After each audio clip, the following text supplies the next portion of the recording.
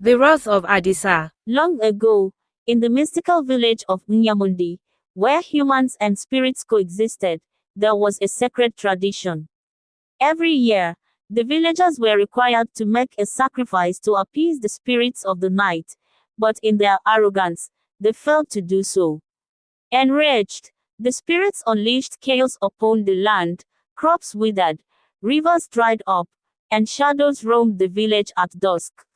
The terrified villagers sought guidance from the elders, who declared that only a powerful warrior could confront the spirits and end their wrath. The king, Oba Nkem, and his chiefs made a cruel decision. They would send Adisa, the strongest and bravest hunter, into the forbidden forest. But fate was especially cruel, for that very night was Adisa's wedding. His bride, Zuena, was the most beautiful woman in Nyamundi, and their love was pure. Yet before he could even hold her, the king's guards stormed in. Adisa, the king declared, "You have been chosen to face the spirits. Only your strength can save this village."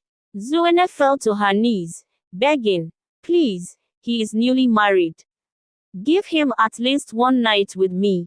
But the king's heart was stone. Adisa clenched his fists, his jaw tightening. He looked at his bride, sorrow in his eyes, then turned to the king.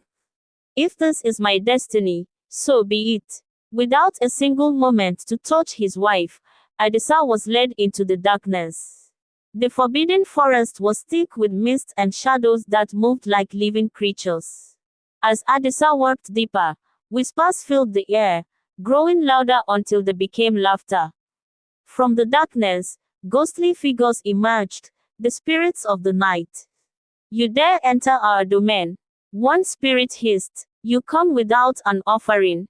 Another sneered. Adisa, fearless, drew his sword. "I come to put an end to your wrath." But the spirits only laughed. The moment Adisa swung his blade, chains of darkness wrapped around him, tightening until he fell to his knees. The spirits had no intention of letting him go. They dragged him into the depths of their realm, locking him away for 3 long years. Back in Nyamundi, days turned into months, and months into years.